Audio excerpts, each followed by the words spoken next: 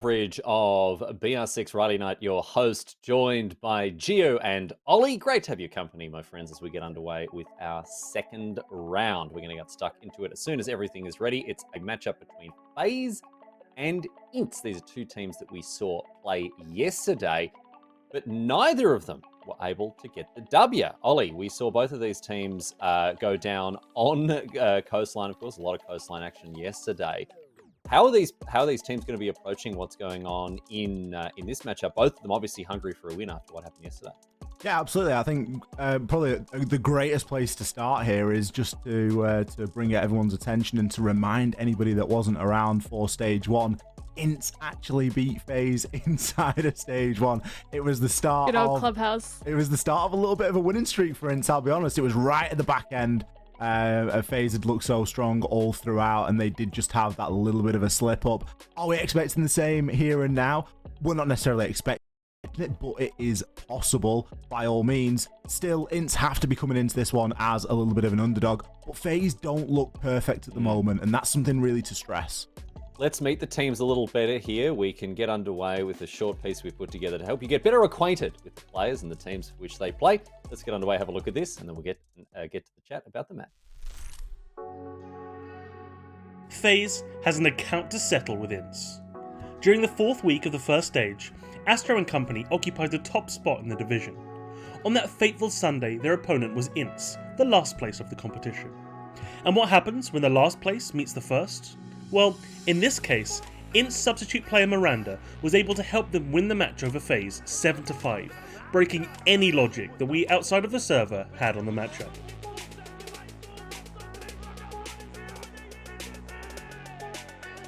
It's also important to note that until that match, INTZ had not yet had a single win in BR6. After overcoming FaZe, INTZ were able to achieve 2 more victories before the stage ended. The second stage has worked out more or less the same for INTZ and for FaZe. INTZ once again trail at the bottom of the leaderboard, while FaZe sits on top. Will history repeat itself, with INTZ being able to overcome the favoured FaZe once again? Or will FaZe prove that the stage 1 result was just a fluke? This is what we're about to find out as FaZe Clan take on INTZ.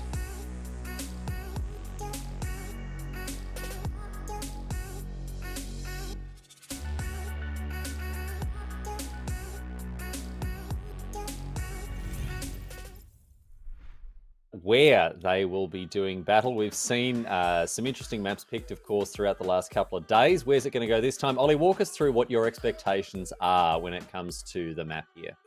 I think for this one, FaZe obviously come in as the favourite with a bit of a stronger map pool maybe than INTZ do have. I would expect to see a little bit more variety. I don't think that we're going to be going toward a coastline again here and now, and maybe, just maybe, we avoid a Clubhouse, and that was the map that previously INTZ were able to beat FaZe on. But we'll have to see when we start to throw on in.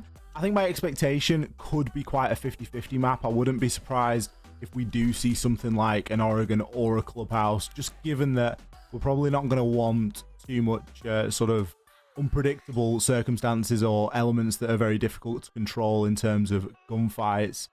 We come out with the first couple of bans there, Consulate, Cafe, Clubhouse all being removed. No surprise to see INTZ banning Villa. Villa is a very good map for FaZe.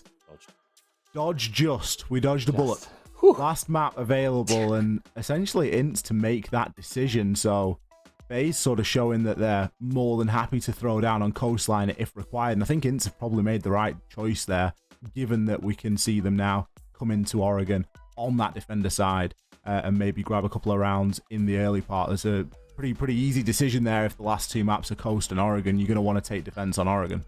We are heading to Oregon for the first time this weekend. It's not a map that's been showcased so far, and we are giving the edge, of course, to FaZe Clan here, one of the higher ranked teams in the in this league, and it looks like we're actually ready to jump straight into it. I'm going to make sure that that's the case, but we are ready to head straight back into the match. So here, let's get underway. Let's not waste any more time. We're heading straight off to Oregon. It's time for FaZe Clan versus INTZ. Take it away, Gio and Ollie. Thank you very much, Riley. We really are speed running through these games today. These guys cannot wait to go head-to-head inside of the server. We're going to Oregon for our second game of the night. FaZe Clan versus INTZ. Have I got something wrong here, Gio?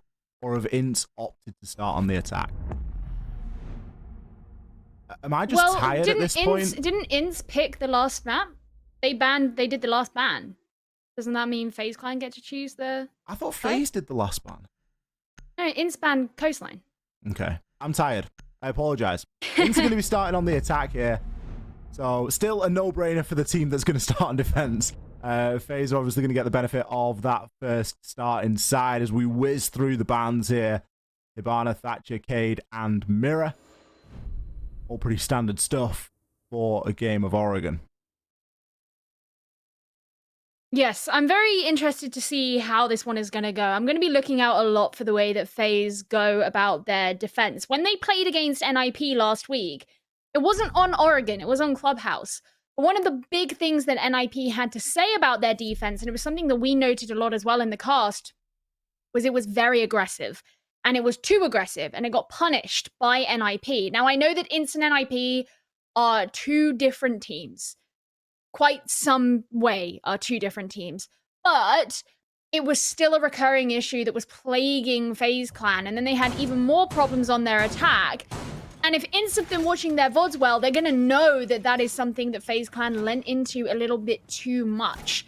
So I want to see FaZe reining themselves in somewhat on the defensive side. I mean, something else we discussed was, Cameraman said it himself, but when FaZe are really feeling themselves, when they're on a hot streak, Astro can really overstep at times. He just gets a bit too overzealous, a bit too pugnacious, a bit too bellicose, and it can come to hurt them. So really, it's the discipline that is going to be the name of the game for FaZe Clan today.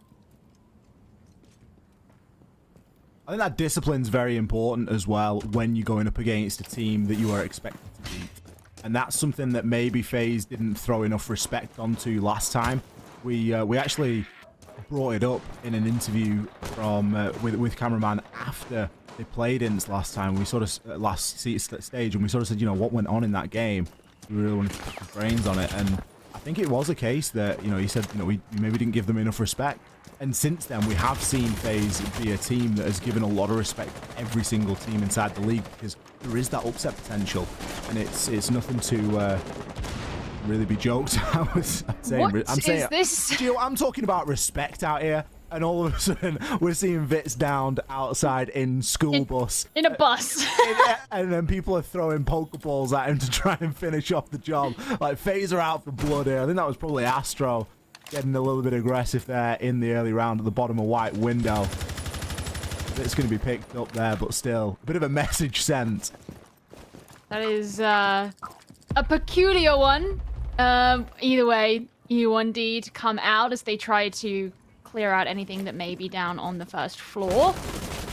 I don't know if FaZe even have anyone down on the first floor. I'm trying to judge by the silhouettes, and sometimes it's hard to tell where all the silhouettes are. I think most of them, if not all of them, are upstairs. Zach clearing out what he can from the white stairs, as maybe they're looking to start a push up there. I'm wondering if he's going to stay here, or if at some point he will rotate round to the big window, if he wants to facilitate another one of his teammates to push white stairs. More typically, you would see a Zafir on big window, but I guess we'll have to see how that one is going to go. As far as I'm aware, they don't even have any of the reinforced walls open yet. Certainly with a slower start to things here. I've only brought one hard breach, but it's going to be a little bit difficult to really start to get any progress on in. Hornetal will fall E1D in attempt to root players in position, but it's honestly not going to do all too much. Astro able to take down Zach. Ooh, we'll actually get swung though. Vits back from the grave finishes off the job that he couldn't do earlier from the bottom of white window, and he will in fact take Astro out here. Still having the book alive is going to be a huge swing, but Cyber unaccounted for in Classroom. Picks himself at one, but whiffs the second. Vits could come to be a huge part inside of this round. There's 30 seconds left. You can start to apply this vertical pressure. Maybe land a little bit of damage on. He's got some info by the looks of it as he takes down Cameraman. Was timed to perfection. Another EE1D coming out. Drunks is in possession of the diffuser, but he has to make his way up white stairs. And he's got bullet to go through. A player will cross, though, without really any knowledge. Drunks locked into the 1 versus 1. 6 seconds left. Needs to push through aggressively. Unfortunately for him, cannot find souls. Had no real other option there but to try and push through and just see if he could win a gunfight. A much closer round than FaZe will have been expecting there. It is such a shame that Vitz lasted so long and did so much with his precious life once he got it back, just to have it cruelly ripped away from him by the fire at the end. It was actually a decent round for INTZ when you consider the number of times that they punished FaZe Clan, but I think they would have had higher chances and a better going at it if they'd have just taken a bit more time on certain things. You know, for example, the fact that Cyber was allowed to just exist down in Classroom, even though INTZ had taken some time to try and clear out the first floor. You know, you shouldn't be having a defender who has access to that area if that's something you've done. Where are the flank drones? You know, where is the information telling them that he is there? Because even though he did get traded out just a little bit later and the diffuser was recovered, you could have saved time by not even allowing him to be there in the first place. It was also a bit more of a, I suppose, less orthodox way of going about the site, just because there was less focus on the walls themselves, so not tons of pressure on games. I don't think there was any pressure on Attic, which is something that we've had a lot to say about over the course of this stage. And instead, it was that kind of upwards push from the staircases. So it made them very prone to being traded and getting in the 1v1s. I think they could have saved some time and had a cleaner go at it had they not allowed them into those situations. And that's the scary thing, isn't it? It came down to a very close round, even though they were the parameters and we didn't see INTZ pushing in from multiple sides. It was a one-directional push, yet still it came down to a 1 versus 1. That's got to be a bit of an alarm bell if you FaZe, because you've got to see that and go, we kind of dodged a bit of a bullet there, guys. Like, pun intended, you know, it came down to the 1 versus 1. That could have gone very differently. We are going to see FaZe obviously switch things up here. They're going to take us downstairs. But again, looking to play this aggressive defense where they're challenging for everything they can just off-site. They're not looking to roam. They're just looking to lurk. Not give anything away free too much and try and burn a bit of time here from INTZ. Cameraman, he's pretty much all over the place at the minute he started on those back stairs, and now he's going to be holding Freezer with the shotgun. INTZ not looking to push on in just yet, but it's still very early on in the round, and they've arguably got some things that they ought to be doing, particularly getting hatches open. If security hatch got open now, for example, Cameraman would be in a very tricky position, and he'd probably have to challenge onto the stairs just to ensure he got away with something. Still, he's not looking to pressure on up too much. Now the force will come as that security hatch is going to be open. Cameraman forced to deploy a little bit of his utility here to stop the inevitable push coming down. It's going to be Hornetal that's looking to make this move. E1D going to mean that Cameraman now can't move. Shots miss on the side of Hornetal, but a nade could do the job here, honestly. Going to be enough to force Cameraman away. He's now worrying about the hatch. For INTZ, the pressure just isn't quite there. He's going to be able to dip himself back. Cameraman's played that exceptionally well because he's still current. He's still in a position to try and challenge, particularly if a hatch drop comes through. We can see all the players stacking up inside of security now, as it looks like it's going to be a freezer-sided push. Yeah, when you consider the fact that there's 4 attackers up there and Cameraman's managed to navigate the situation well enough that he's avoided all of that and is still alive, I would say that's pretty good play from him. We're in the final 40 seconds of the round right now. INTZ have got to make this push, and there is still utility and this manpower that is holding them back from Freezer. Well, Cameraman now going to look to try and deny a little bit with the Toxic Babe canister, but as the seconds do tick by, he's forced to play the shotgun close, and even still will hit that retreat. Bullet now coming in with a crossfire as well. Cameraman, he will find some success, but it's maybe not where he anticipated from, as the freezer becomes the kill box. Last couple of frags coming in there. Warden getting a nice little showcase, perfectly able to see through that smoke with the glasses activated and keeping nice and still. INTZ really funneling into that freezer and laundry side for, again, a bit of a one-dimensional push. It kind of reminded me of the old NIP attacking method onto the laundry site. They would always go in from freezer, but they would send all 5 men down the same path. So, I mean, I will commend INTZ for the fact that it wasn't all 5 of them. And I think that they spent a long time trying to prep freezer, but they simply couldn't get their claws into cameraman. They couldn't get him out the way. Even when they sent the nade down the stairs, it got eaten by an ADS. They hadn't methodically burned that out and applied the correct pressure onto him. They made it kind of too easy for him to be able to hold on to freezer. The idea to have the freezer and laundry push is actually not one that I have any issues with. I quite like that. Do you know why? Because it's not a meat and hatch drop. So, you know, the actual idea was fine. It was the execution that was just somewhat lackluster.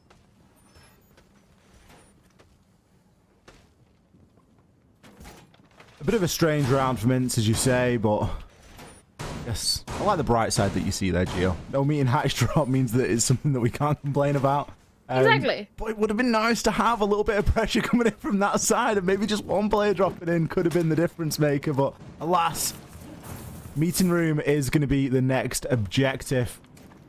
FaZe looking to take us on a bit of a clean sweep here. Heavy upstairs presence. Could be an opportunity for INTZ to try and get themselves in and make something happen quite quickly at the bottom of the tower. Still, they're not moving with that confidence. They're typically very slow on these attacks, and we've seen that demonstrated today. It's going to try and get himself into tier 3. The addition of a clash being played by Souls, it's again just something that's going to eat up a lot of that time, and where we see a lot of these rounds coming down to the final 20 or so seconds when a push starts to happen from INTZ. The clash is just going to add a lot more pressure into that. Very long angle has been opened there. Imagined by the bionic arm of Astro on the Aruni. It's giving cameraman something that he's able to peek all the way through Attic from Trophy. And of course, with Souls playing inside of Attic, it just adds that little bit more element of confusion, I think, for the attackers to really try and deal with. They're going to be able to open Attic relatively easily, but after they do that, then what are they going to be able to do? Dude, why is the default cam still up outside? Oh, we had this yesterday as well. Like, cameraman's just chilling on it. And if you're trying to make an Attic side push, which makes sense because you're attacking onto meeting, get rid of the default cam that's outside of Attic. It's like they're already playing a Valkyrie. You don't need to make it harder for yourself. We're not going to see players now start to drop inside of that electrical hat.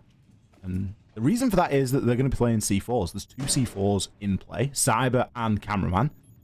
And it is no coincidence that they are playing close together here. They're looking to try and keep each other alive and throw the C4s up through the hat in an attempt to deny a push or a plant if it does happen. Zach's main job in this is to try and root those players out and make it so that they can no longer stand underneath of that hat. But he's on his own. He has the fear utility to try and make this happen with.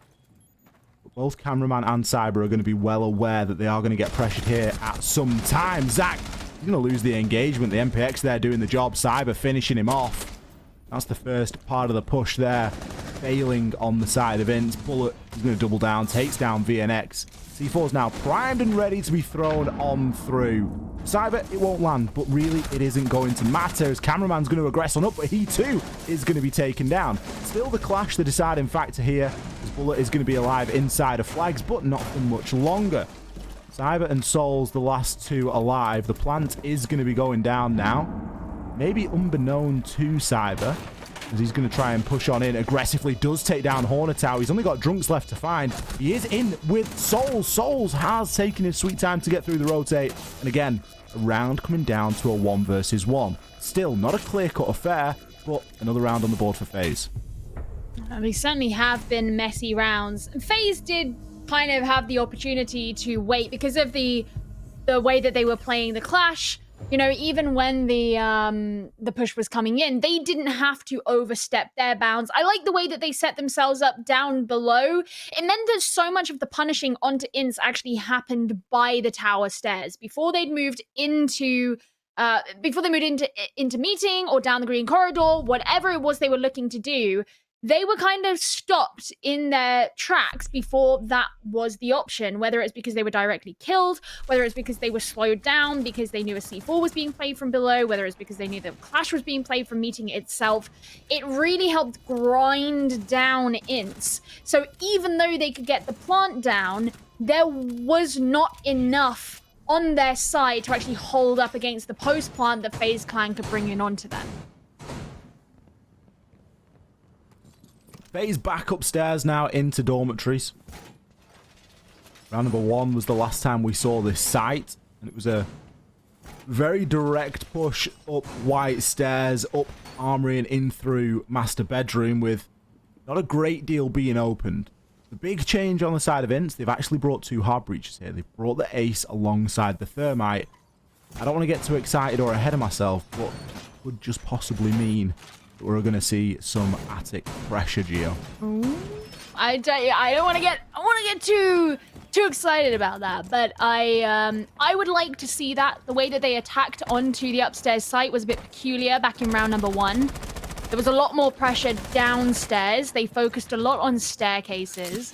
No attention paid over towards attic, so you didn't have any crossfires that could be held by the attackers or cutting the site in half, preventing rotations to be made from the defenders.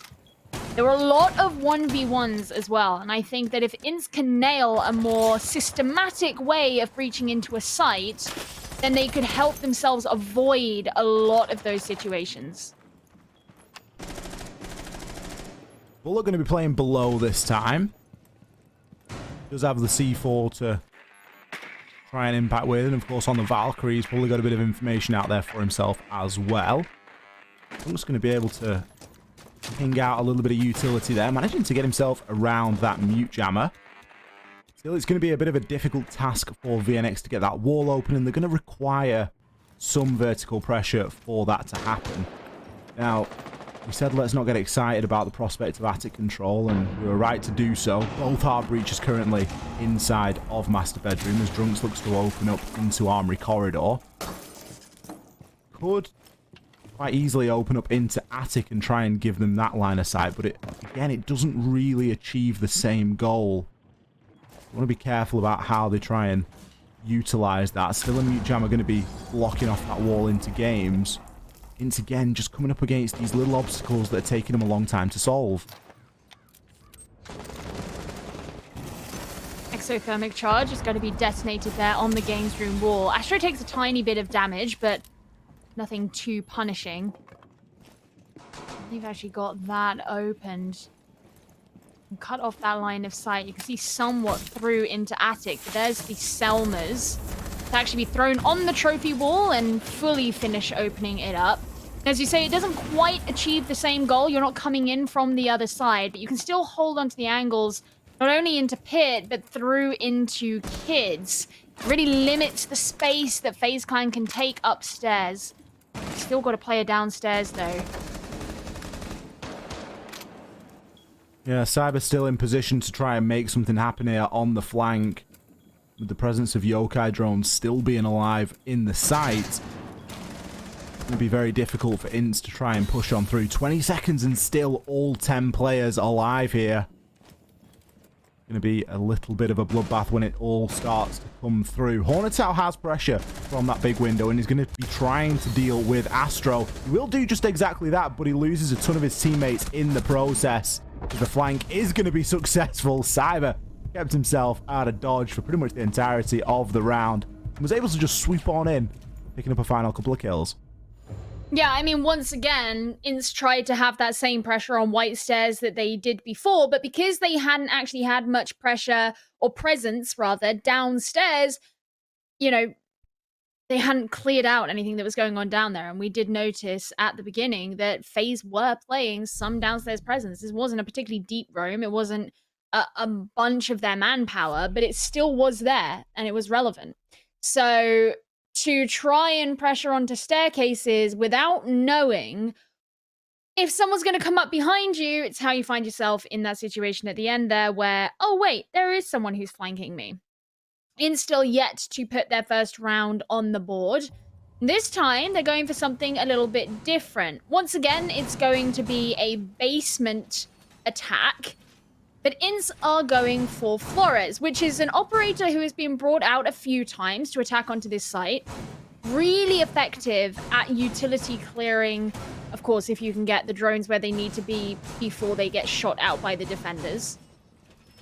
Combine that with something like a Yana and a Zofia, in theory, INTZ have a lot on their hands to get rid of the utility that FaZe Clan could have downstairs. They're going to have a shield being brought by the Ella. Couple barbed wires, going to be ADSs. They're going to have the Vulcan shields as well from Souls. So they got enough on their hands. It's just whether or not they can actually coordinate it well. I think this is a really good change from INTZ. Typically, we, in this current meta, see Cyber trying to play quite aggressively on the Ella with the shotgun inside of that bunker area. Now, the Flores can do quite a bit for that, because obviously you have the ability to go and remove the shield, but Astro has taken a little bit of a trip outside, so regardless of what INTZ have brought here, things really aren't going to plan straight off the rip, because they've not only lost Vitz, but they've also lost Zach. Two aggressive opening spawn peaks there by FaZe. Bullet and Astro getting themselves involved nice and early, pretty much as they have been doing for the entirety of this game. And I think that just speaks to the rising confidence levels on the side of FaZe. It doesn't really matter what strategy you're looking to bring here if you're not able to get yourself into the building and into the map effectively. Drunks is going to be pretty much locked into this engagement with Cameraman. Now he's on the Flores. He has 4 drones at his disposal. He's got 3 flashes. And still, he's just going to go for a flat swing like that. Cameraman, like, greatest kill of his life. Cameraman could not be shifted out of freezer last time either. And right now, it doesn't look like that's going to change whatsoever. There isn't a lion on the side this time to try and freeze him into place for INTZ to attempt to punish like there was before. So it might be even harder to make this kind of nade succeed. Okay, he's finally been brought down. That's nice. They're going to have to get rid of the shield, but at least they achieved what they couldn't before. But it's a small consolation prize removing Astro inside of freezer being the only thing... Oh, sorry, removing Cameraman inside of freezer being the only thing that you're actually able to do in the round, because INTZ is severely depleted here. And everyone on the side of FaZe knows exactly where the push is now coming from. Hornetow. As much as he's been fragging out lately and he's been winning his gunfights, he too is in a very difficult situation. Cyber may be looking to drop the hatch, but instead he's going to go for the freezer stairs and be taken down by VNX. If FaZe continue to go 1 by 1 at this, could very easily throw this lead. Somehow, I don't think that that is going to continue. Bullet with the swing will take down Hornetow. VNX, 26 seconds. What is he able to accomplish?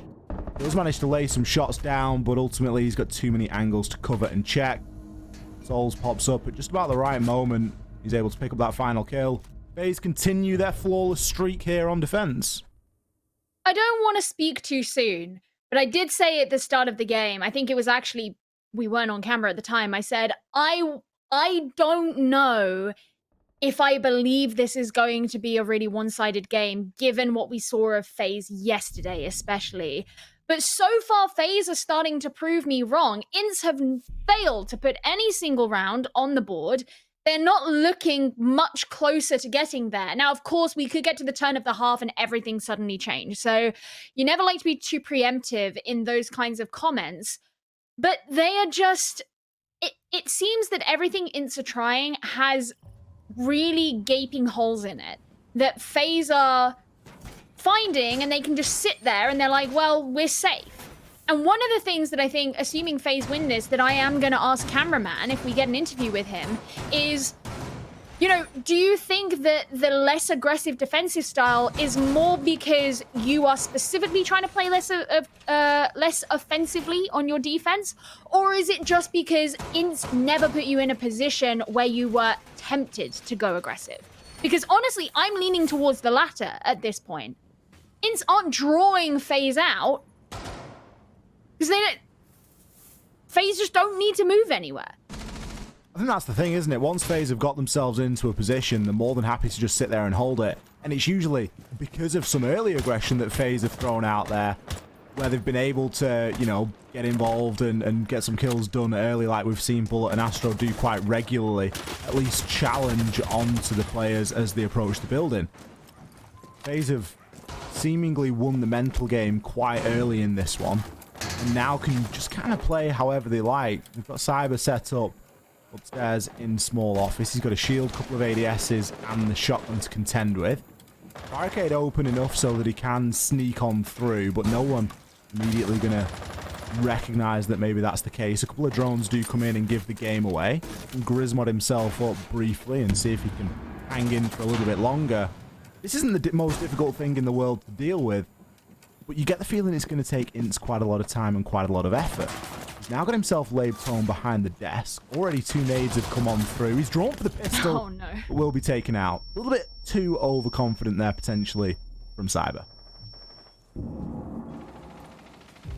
Well, we'll have to see if that's going to hurt FaZe in the long run, because Bullet's the next one to put a kill onto the board. So even though it was maybe a bit disrespectful from Cyber, I'm not sure it's going to have far-reaching implications for the rest of this game, you know?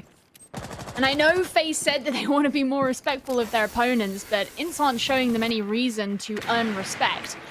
There's the exothermic charge done from the office above, so you get the top part of the wall below opened as well. You can usually hold a nice angle in from above if you want. But it gives you a great line of sight through into the site.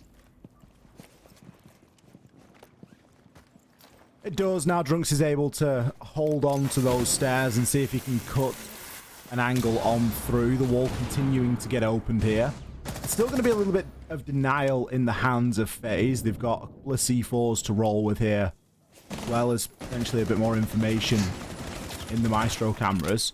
Astro may get taken out here, and he will. The nade forcing him out of position, so a good little bait and switch there from Drunks, using the utility to force the player out, and he's actually going to pick himself up too. Finally, somebody shuts down Bullet. That guy's been on a bit of a tear so far. He's only died 3 times this game.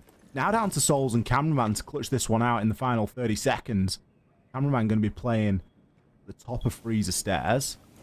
Souls inside of the site. There's likely going to be information for these FaZe players available. Cameraman going to be able to win the 1v1 with Zach. Now he can advance on through and just hold into showers. Going to be a very important position. The smoke canister's coming in. Souls will be sat though.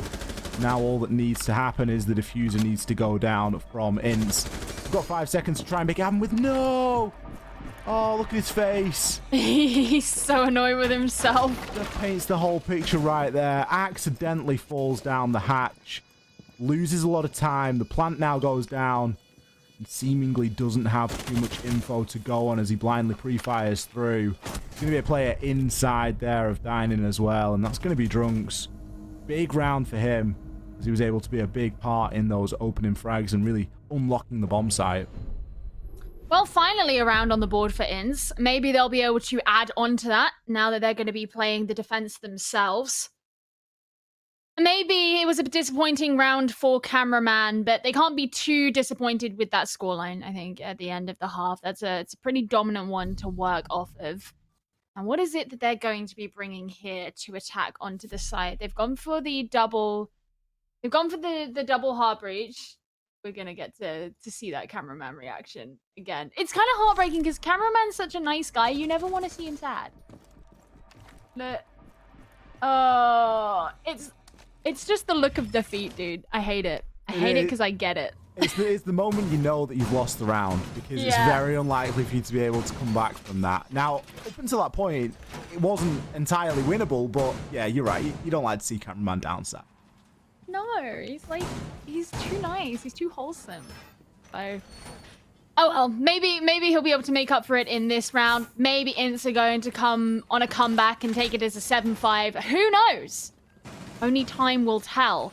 They have gone for the shield idea, I suppose you could say. Although, interestingly, look at what Vitz has brought as his secondary utility. Yeah, it's not every day that you actually get to see smoke shield. Sorry, smoke But barb. What? Smoke shield, it just rolls off the tongue, doesn't it? You're like, Smoke yep, shield shield, is so rare. But it's not every day that you actually see a smoke with barb, especially when you look at your other options. Like, Jaeger's brought barb. Vitz still has one piece of barb. Why has he not brought the shield? Well, I would assume it's because VNX has got the Vulcan shields and they only need 2. Maybe? I mean, for me personally, I would assume that having a 3rd shield, especially one that doesn't explode, is going to be more useful to you, but... I'd make that assumption as well, Gio. We are but mortals watching Gods of Siege, Ollie. Oh, we are. So we can only watch on in bemusement and incredulity to see what cerebral ideas have encouraged this outlook from INTZ. I don't know. I honestly have no idea. You know, we'll see, I guess. FaZe Clan, as I was saying before, they've gone for the double hard breach. They're going to have both the smokes and the nades on the side of Thermite and Maverick, and you can actually hear the Maverick doing his work. Cameraman upstairs opening up the freezer hatch now. Astro's in a dangerous spot. We've seen him go ham from the bottom of that laundry double door. The push already coming in now from FaZe as they're going to try and burn out the player that's going to be behind the lockers. Nades and Lifeline moving in. Astro's actually shifting. He's got himself into meeting. Still a lot of vertical pressure coming in now through the hatches. INTZ going to be forced to try and hold on. Drunks is in a good position. He's got a nice angle through onto the bottom of those freezer stairs. Really is going to come down to a timing thing. A little bit of pressure in through bunker would be nice right about now, as it could just do something to shift out these defenders, but instead we are going to see someone push rear stage. Diver is going to be on the stairs.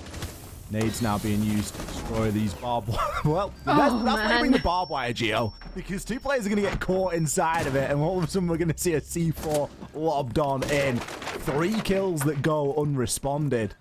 Cyber and Cameraman, a lot of work to do. Cyber's going to be able to recover the diffuser. That's a pretty hot drop into sight. He has information to work with. Him and Cameraman, they've got 25 seconds to try and make this happen. Cameraman's going to one-man army it all the way through. He wasn't anticipating Hornetal. Hornetal will be down, but it's a gunfight. Will only go one way. VNX primed in position. That C4 really the undoing there of FaZe. Well, I said we were the mere mortals and we would find out the answers to our petty questions, and there we go. The strategy unveiled itself. I didn't actually see if one of the Vulcan shields was placed over in elbow. I did see that they had left it unreinforced, so they had to rotate through to elbow. But I would say that these days it has become more and more unpopular for teams, especially here in Brazil, to actually apply much pressure onto construction. So I suppose that's one thing that I could think of as, oh, we can afford to lose one shield, you know? But there was a great C4 that Hornetal did. And actually, Hornetal had a bit of a tough week last week, not getting a ton of value and taken down quite early in a lot of engagements in the games that he was playing last week. So see him shine a little bit is nice. Some vindication, I would say, for INTZ as they continue to add rounds to the board and carry themselves forward. And this defensive phase could be quite good for INTZ as well. You know, they might find a little bit of a new lease of life being able to set the pace of the game. They were getting pressured very heavily early on inside of a lot of the rounds where they were on the attack. Something that FaZe were doing as almost a suppression tactic to just put INTZ on the back foot right from the word go. And now INTZ are able to really start to dictate that pace and set out how the game is going to go forward. They could very well see a couple more rounds coming here because, as we've mentioned a couple of times, for all that this is a 5-2 scoreline, it's been quite a scrappy game. And there's a lot of rounds that have come down to a 1 versus 1. There's a lot of clutching that we've seen happen from FaZe and the members on it. So by no means is this out of the realms of possibility for Furia to come up with another couple of rounds here. It's going to depend largely. Furia? Did I say Furia? You got Furia on the brain. Honestly, I've always got Furia on the brain. Always do. They're literally they're like #1 inside of the brain. I wouldn't normally call out something like that, but it's just funny because of how much you love Furia. It's like, yeah, of course, Ollie. I did that yesterday as well, you know. Did you? Yeah, it's bad. Well, it's okay. Game number 4 today, we'll actually get to see Furia. So you can talk about Furia as much as you like, Ollie, to your heart's content. Well, I think everybody gets the point. Basically, they've got a chance at a couple of rounds in. Nade straight in from Cyber. And this is the upstairs site. So they're doing their due diligence downstairs. Finally sort out drunks. Remember, one of the problems that INTZ had when they were attacking onto the upstairs was not necessarily clearing Cyber out from classroom. So unsurprising that it's Cyber who's the one who is tasked with actually doing that himself. He knows too well how effective it can be to have players downstairs. Just clear that out. Gives FaZe Clan a lot more room to work with.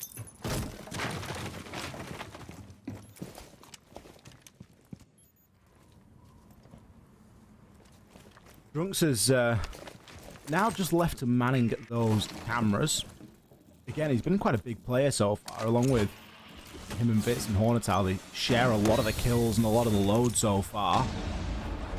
Smoke's being deployed now as cameraman looks to nade out into Attic, but it won't be successful. The push from Bullet, however, will at least remove a little bit of VNX's health.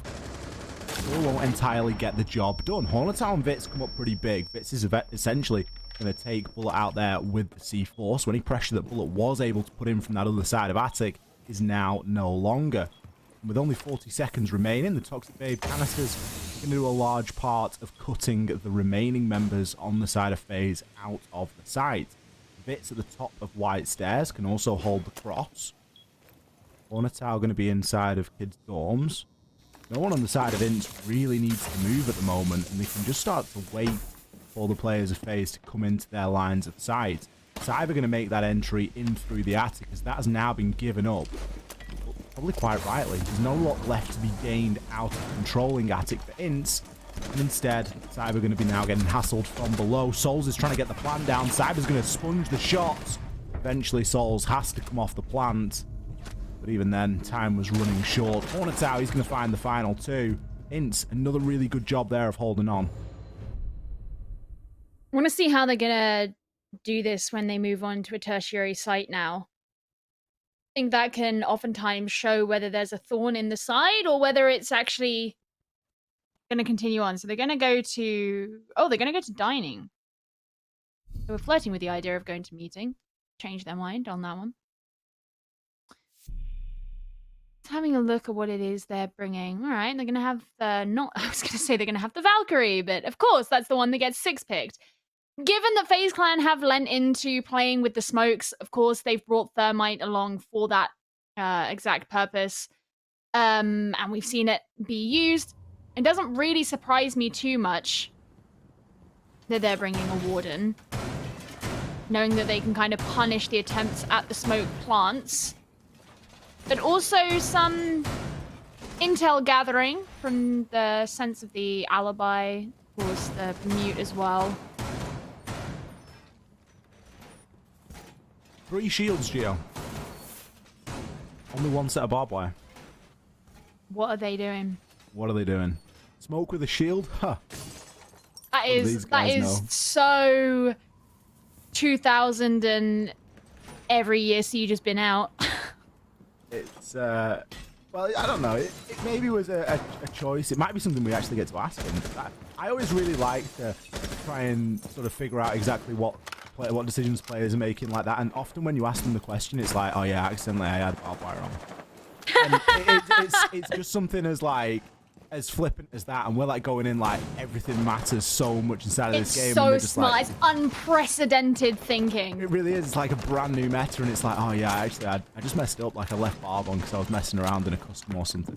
And it could just be something as simple as that. Well, let's believe that it was for something super smart, but it's not going to be relevant in this round. Note as well, actually, if we're talking about Vitz bringing peculiar things, he's not bringing the C4 on mute, he's bringing the bulletproof. And I'd imagine that, again, that kind of is for the anti-smoke sort of idea that they're going for. They want to be able to have as much vision through those as they can. And have, I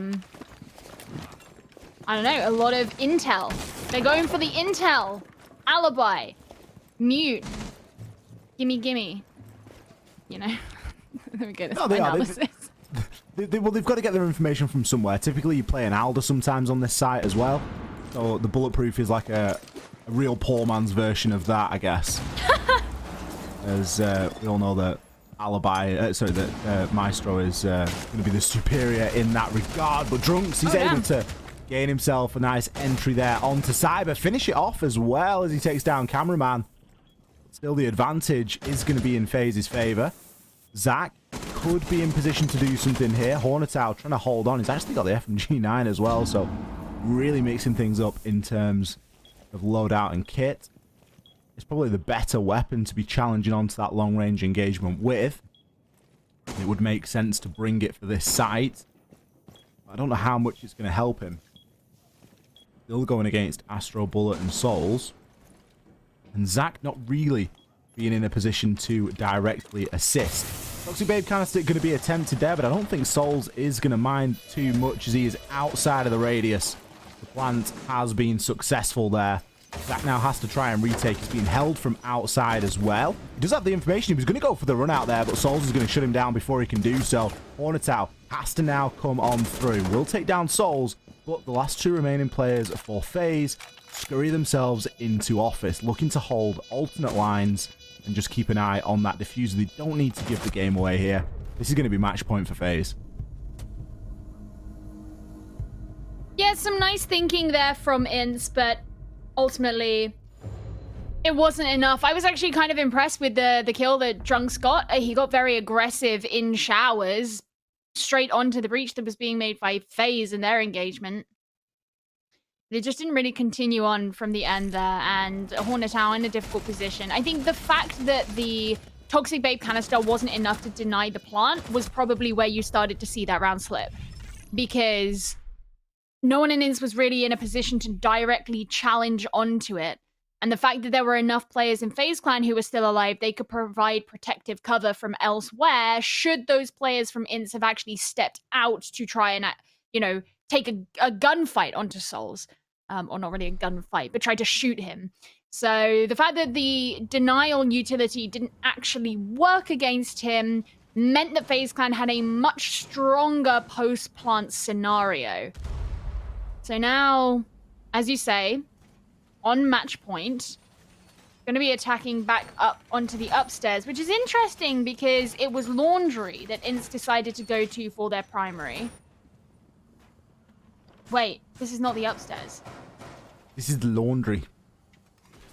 All right, forget that. Let's hold on. Go rewind a few seconds. Interestingly, they're going to be going down onto Laundry, which is the first site that they went to on round one. Crazy how those things work out.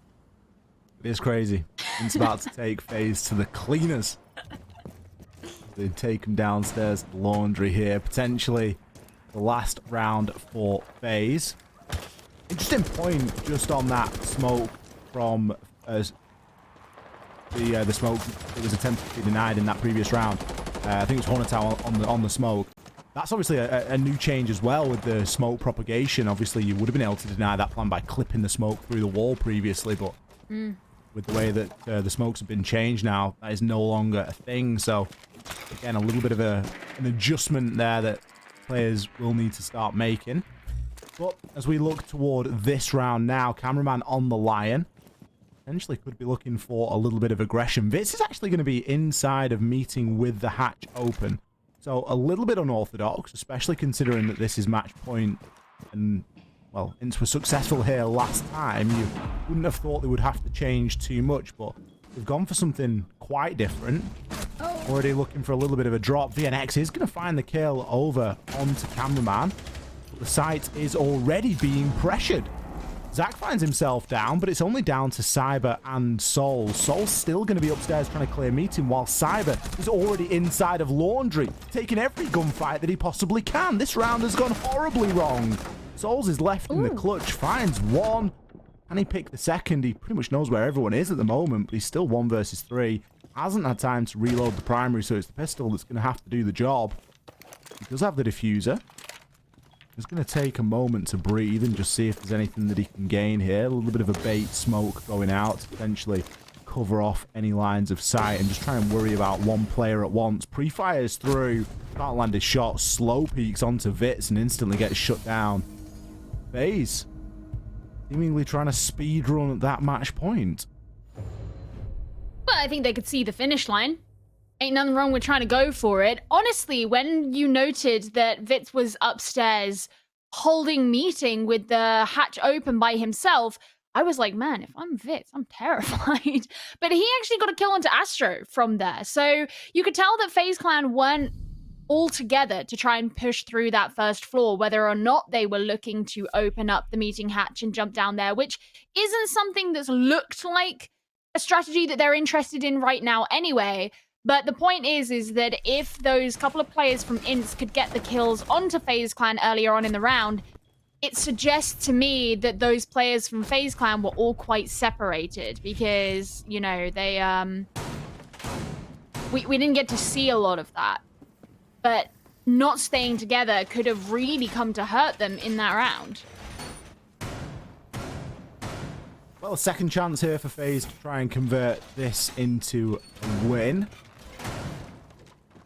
Going to be attacking upstairs again, somewhere that they weren't successful previously. There was a presence and a push that came through Attic, but it was eventually stopped. Vitz was able to get in and hit a nice C4 onto that. There will only be one C4 available on the side of INTZ, something they leaned pretty heavily into previously when defending up here, but this time they won't have as many options. I believe they've left half of the trophy wall into pit soft. Maybe looking to pressure a little bit more heavily into that area straight from the rip. It, of course, gives that line of sight and that angle over toward FaZe. We've also seen a few changes on their side, most notably Cyber's going to be bringing the Flores. Yeah, it was, to FaZe Clan who have done Flores on this map so far before. I remember when Team 1 did, and it was interesting because they put Alamau on Flores and kind of took him off of a huge fragging role. But I think Cyber's a pretty good choice for it just because of the kind of roles that he typically takes. You're not removing Astro off of that. And one thing that we've seen from a lot of teams is sometimes their Flores gets a little bit too eager and dies a bit too early, and suddenly all the utility that we've heralded goes down very early. They've already used one of their drones, which we did just see, as FaZe Clan tried to pressure on from the armory side into Trophy. Looks like maybe they're going to get ready to open games at the same time as well. Player inside a Trophy is going to be quite difficult to remove here. Astro just going to be holding that angle. Cameraman has option to peek on through Attic, but the opener going to go to Hornetown, taking it down the Thermite. Not quite the soul hard breach, but someone that you're going to be looking to get walls open nice and quickly. Cameraman the next to go, so that really is all of the hard destruction gone out of this round for FaZe. It's going to be a very flat push from here on out. Cyber, Bullet, and Astro really got their work cut out for them here. Cyber going to try and get into his Flores drone and see if there's any utility that he can remove, any players that he can look to try and shift around. But INTZ, they're not feeling pressured. They're still a full 5, and they can just hold on to these powerful angles that they know. Cyber going to be locked out of a lot of the round as well, just in the fact that he's trying to gather this information. He knows there's a player top of white. He now knows there's likely going to be a player inside of kids as well. But really, what are they going to be able to do with that newfound info? INTZ aren't in a position to need to give anything away here. Toxic Babe canisters can try and stop this push coming in any further. Astro could look to try and get the plant down, but eventually he is going to get pushed. And he's going to heavily rely on Cyber and Bullet hitting the shots. Bullet's been hitting his shots pretty much all night as he finds the first. But Zach is going to come in with a nice little kill onto Astro. That's going to stop the plant down, leaving Bullet in the 1 versus 3. Still 3 kills to find in 10 seconds. A lot of angles to check. 1 kill every 3 if he starts now. Well, INTZ, they're not going to give it away that easily. They're going to take this potentially all the way. INTZ, they're going to pick up another round and take us to 6-5. They're still not out of this one. You know, even though I had a lot of issues with the way that INTZ tried their white stairs pressure when they were attacking onto this site, at least they were actually looking to come from two different directions. And that's something the FaZe clan really lacked in that round. Even when Astro went for the plant, Zach had total free reign to walk forwards and kill him because only angles from pit or from trophy could be held by FaZe clan. And when the player who was in pit went down, you know, you've just got to get past the one in trophy. You've got to ensure that you can walk forward. And Zach had all that freedom in the world. And as you noted, you know, you can send the Flores drones into kids, but if all you're getting is information because they're being shot out too early, there's only so much you can do with that. You know, there are good ways of clearing out kids and dorms. And one way that we see a lot of teams do is they'll bring something like a buck and they'll play from down below and they'll pressure that way. Or they play on big window and they cut off rotates and you see things like nades come out or whatever to force them out of position. Or you can just come in and have two players come down through attic and pressure in from that kind of direction. But it's not something that we saw FaZe clan do effectively whatsoever in that round. So as you said, INTZ didn't really have any reason to be forced out of the positions that they held, and there was no real substantial crossfire preventing them from making relevant rotates on the site. Made it really precarious for FaZe clan to actually try and plant, and when they did, it was so easily punished. So now they have one more chance to take this game before INTZ force this into an overtime. And given that the devastating loss that FaZe clan had yesterday, I would say this is pretty paramount for them to take this right now. Yeah, the mental's going to be a little bit wobbly on FaZe, especially after yesterday, and could be a little bit of a curse when they come up against INTZ. I mentioned, and we joked about it earlier in the pregame, about how INTZ actually beat FaZe the last time they played each other. This game has certainly not been clear-cut for FaZe, and INTZ are well within position of taking this to overtime. And again, an important point to bring up now that overtime's on the cards is that even if FaZe do win this, if they don't come away with 3 points, that's going to be both FaZe and Liquid in the space of 2 playdays that have dropped points in games that they would have been very expecting to win and come away with a full 3. And it will affect those standings and maybe even give more advantage to a team like NIP, who has risen up through the ranks so hard. But still a round to play here and a chance for FaZe to still walk away with a full 3. They're going to start things off in a good way, taking down Zach, a player that didn't have a great deal of impact on the attack, but since getting onto the defense has really started to chalk up some kills. It's a nice start for FaZe clan. Still a ton of presence upstairs, as especially they know that there is another player up here on the defensive side. Gonna have to clear VNX out before they move down, and Hornetown as well. It's not too far away, although I think he might be on the floor below. Bear in mind that this is a defense that is below them. I mean, we've just had the drop down into meeting. FaZe clan looking to continue on with the vertical pressure, and Hornetown is the next to fall. Full a player that has stepped up in a massive way throughout this playday. We're only saying 16 and 7 is where a lot of the kills on the side of FaZe have come from, which is kind of curious because he hasn't been playing too great this stage, but he stepped up when it matters. The plant was being attempted there. Vitz, can he find 2? No. Will eventually be taken on out. VNX, it's all down to you, my friend. Cameraman, what a big round from him as well. Stepping in with 3 kills. A game that was a lot closer than it needed to be for FaZe. They're going to scrape by there, and I truly mean it. They managed to get the win over INTZ, but by a very narrow margin. Yeah, I think that was way too close to comfort for FaZe. Even though it was better than their game against INTZ from last stage, I think given what they want to be seeing from themselves, this game was probably not it. That said, it is still 3 points on the board, as it was a regulation win for FaZe clan. And when we were talking at the start about the way the standings are looking right now and how that fight for the top 3 spots is going, 3 points is really all they need to worry about in this moment. It is. That's the takeaway. They've got to take those 3 points, and they've just got to focus on that, because in reality, there's a lot to go back and mull over in terms of a VOD review for that for FaZe. I think there's so much work that they can be putting in, and for INTZ, they can hold their heads extremely high. They nearly did it again.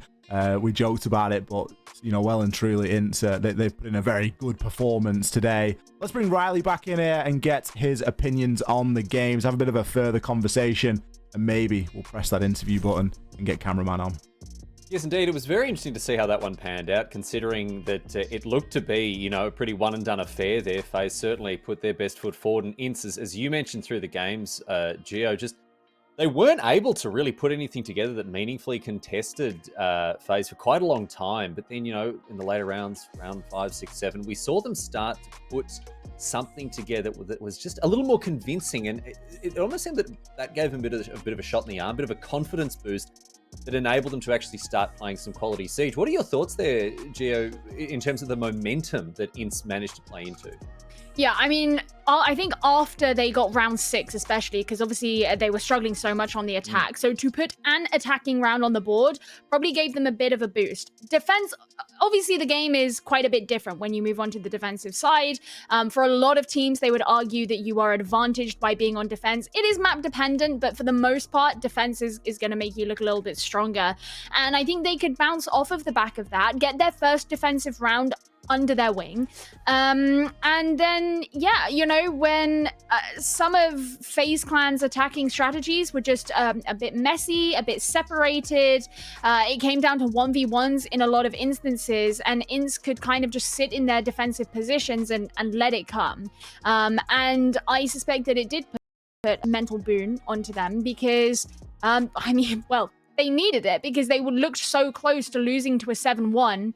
And to allow that to build you up, look more confident in your gunfights, which we did see from players like Vitz, like VNX, like Hornetown. It carried them forward. It didn't get them all the way to the end. They didn't get the victory, but it certainly helped them put a lot of more rounds on the board than I think we thought at the start. Yeah, I think the fact that we saw them turn around, get an attack round on the board, and then manage not to, get a case of the old collywobbles when they're on, staring down the barrel of a 7-1. I mean, that speaks to INTZ rallying magnificently. Maybe it is more about being on defense there. But Gio, you made a point, and Ollie, I want to get your input on this point here. The defenders, were able to just kind of sit back on their heels. The attacking was scrappy from both teams. Neither team was really putting together attacks that were super convincing. We talk about the defender's advantage. Is this a situation, did we just see here, where there was no impetus for the defenders to do anything? Certainly, FaZe Clan in the opening rounds were just chilling. Like, they're just hanging out, man. Big chilling. They're not doing anything. But then when the roles were reversed, Ollie, it didn't seem like INTZ now had to change their plans meaningfully to deal with some of the scrappy attacks from FaZe. What's going on there? Talk to us more about the way that defending can influence how a map pans out. I think it was a classic example, really, of a bit of early aggression, and then you can take your foot off the gas. You get a little bit of your work done early, and then you can relax in the afternoon. A busy morning, a quiet afternoon. It's almost that sort of thing, but sort of in the sense of a round of Siege. And that's really what we saw from FaZe. We saw some aggression in the early part of the round, and then they were able to hang back. It was mainly Astro and Bullet that were out there vying on defense in the early part, and then we did see players like Cameraman just be able to relax inside a freezer and really play quite masterfully underneath the hatch and in some of those tighter zones. And then we saw very similar from the side of INTZ. And I think both teams just lacking a little bit of bite there on the attack. And it's a bit unusual because we've seen that bite from both of them in previous weeks, but today it just wasn't there. Yeah, it did seem like defenders were the defenders, and both sides were pretty well set up. But anyway, we do get to talk to Cameraman now. You mentioned Cameraman just now, Ollie, and he joins us for an interview. It's going to be good to get a bit of inside perspective here. Cameraman, thanks so much for joining us, and congratulations on the win. How did it feel heading towards what looked like a pretty cruisy start to the game? INTZ really tested you in the later rounds. Yeah, I thought it was supposed to, like, when we did 5-1, I thought that would be an easy game, but we struggle a lot in the attacks. As you guys were saying, we are lacking a lot of baits in attack, and we were just going in the cross angles. And unfortunately, the first round was really good for us, but Hornetown got 2 kills on C4 that impacted a little bit in the round. Not a little bit, just like a lot. And yeah, I know we've been struggling a lot these weeks. we are trying to change some stuff here and try to play a different have a different play style than Six Invitational. But as I said earlier, like we're adapting and this takes time. So yeah, it's not gonna take that long for us to adapt and be the old good old phase. I mean, cameraman, one thing that really intrigued me, and I did say during the game that I wanted to ask you about this. When you played against Ninjas in Pajamas last week, one of the problems with your defense was it was very aggressive, and that did get punished quite a bit by NIP. Today, your defense looked a lot more disciplined. You know, you weren't overstepping, you weren't getting too aggressive. Is that more because you guys have specifically tried to do that, or was that more because INTZ weren't playing in a way that made you want to get aggressive? I think that's the main problem here in this team, this roster. I think we are over aggressive, and the defense sometimes you need to just unplug your keyboard and like just just don't do nothing, and people need to get into cross angles, and that's the main problem in my opinion. Since Six Invitational, I've been saying that we attacked really good in my opinion. As you can say, like back in Six Invitational, we play against BDS, we play against other teams in Cafe, and we have more attacks than defense in that map, and in my opinion it's one of the most defense side maps. So yeah, that's the main problem here in this team, and we try to fix that as soon as we can. And if we fix that, I think we have good attacks. Like today was not that good, but overall we have good attacks. And if we fix the defense, that would be really an upgrade for us. Cameraman, I wanted to ask you about the role change and stuff, because it's something that I was looking at the sort of stats coming into this game, and it did just sort of cross my mind. I was like, I wonder if they are trying to change something around here. You mentioned earlier about some sort of role change. Is that something that you can discuss a little bit further with us? Are like players sort of moving from entry to more flex, or is there something going on there? Yeah. When we were playing Six Invitational, I think you guys remember that Bullet was playing most Ash, and he was entry fragging, and he didn't feel comfortable in that position. He's more like a flank watch guy. So, but he doesn't like Nomad, so I don't know what to do with it. So yeah, so we tried to put him in these positions. Oregon's not a map that he holds a lot of flanks, only some attacks, but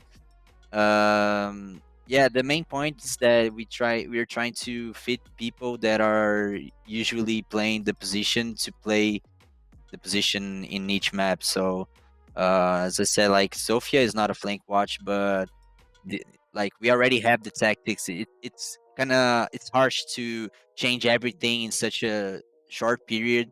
So as I said, it takes time, and we try to fix that. We have maps like other maps. We have these already set up. Bullet watching the flanks, and Cyber and Astro doing the entry part.